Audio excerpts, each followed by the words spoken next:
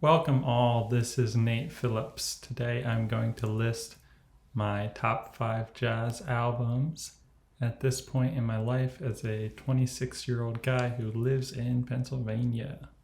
This list could change later in my life, but for now, let this serve as a record of this moment in time captured by the beauty of YouTube.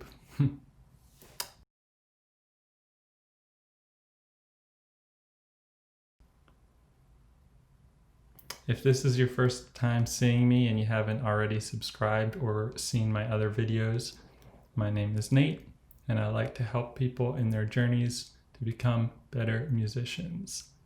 That's what I do here, so now you know. Now today's video is titled My Personal Top 5 Jazz Albums, but do not be misled, please.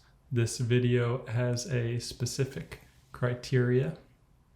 The criteria is emotive and sentimental. There is no ranking here based on skill or recording technology, production, best solos, best songs, or any of that. It's simply my subjective and emotional preferences. To highlight this, I just described the albums, and 5 times they overlapped with specific moments in my real life as a human being. So let's get into it. Bill Evans, Portrait in Jazz. In high school, I took painting class for 3 years. One day in class, I played this album over the speakers. We would listen to albums while we all worked on our respective pieces of art. I was proud of myself for being able to DJ, that is, to create a vibe for the room. I never transcribed this album, but perhaps with a childish kind of naive-ness, I feel as if I can sing all the notes to all of Bill's solos already. Number 2, Keith Jarrett Standards Trio live album, Yesterdays. I recall being in the car one time. I was driving through a familiar intersection in the roads in Yardley, PA, near my home. I remember deciding to count along and keep track of the form like so while I was driving. 1, 2, 3, 4, bar 1, 2, 2, 3, 4, bar 2, 3, 2, 3, 4, bar 3, etc., so that I could get a better understanding of how long Keith's solo was on the track that I liked at the time. It was a 7-chorus solo, if I recall correctly. If I did another list, that would be in my all-time top solos. But then again, lists change, and I don't like all-time lists. They're quite tacky and no one is going to agree on much of it.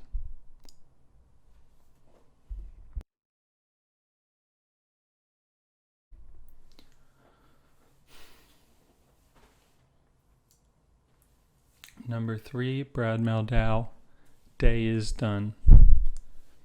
Day is Done. Wow.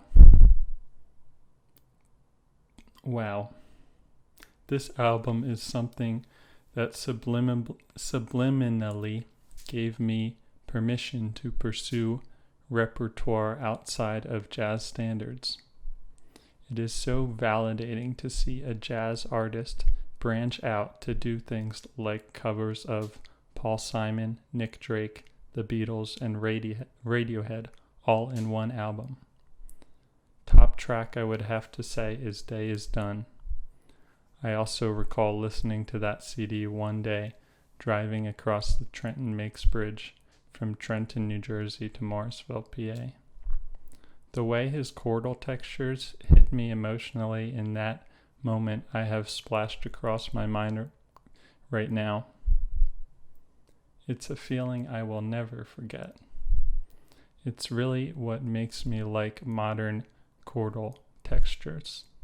They just float and hang around in the air like a vague mood or an unspoken moment of body language in a movie. I think the sun was shining in that moment. It might have been the evening and the sun was going down over the river. I may be romanticizing the past.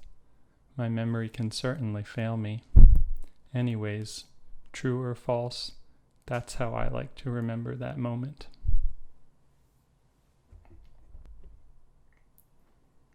Number 4, Herbie Hancock, Maiden, Voyage. I was in a friend's apartment in New York City. We spent 6 hours that day going over tunes together. We were in the, quote, jazz zone, unquote, so to speak. We were shedding.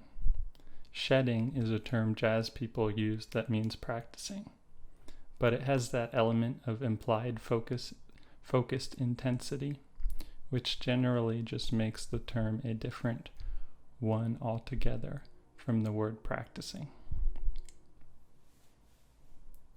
I'm in the apartment of the friend's house. I'm listening to track 5 from Maiden Voyage on my iPod. Yes, you heard me right. The year was around 2014, but I still used a 3rd gen iPod video. The album had been uploaded on a CD to my iTunes and then manually transferred to the iPod's personal catalog. I am transfixed by the sounds I hear. I am lying on my back on my friend's couch.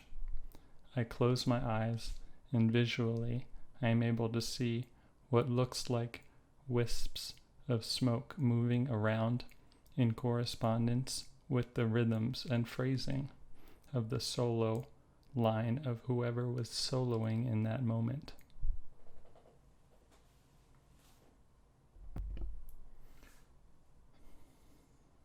Number 5, Bill Evans, You Must Believe in Spring. I read online somewhere that it's been questioned whether or not Bill was improvising on this album, or if he had perhaps written out some of the material for his solos. To me, that is unimportant. To me, I can see a clear progression if you go back to Portrait in Jazz or its predecessor, and then jump to this point in Evans' career and discography. The classical influences in his playing is so evident here, whereas earlier you got glimpses of it, but not in such an unabashed way as it is on this album. It's something I would feel like waltzing to if I were in a period piece about Victorian England or nobility and courts of old aristocracies, such as that recent film by a director whose name I can't pronounce. The movie is called The Favorite and stars a wonderful female trio of powerful actors, Olivia Colman, Emma Stone, and Rachel Weisz. If I were cast in the movie, I would be dancing to You Believe in Spring by Bill Evans. Of course, this wouldn't fit with that director's vision of the film, but so what? This is my imaginary metaphor right now.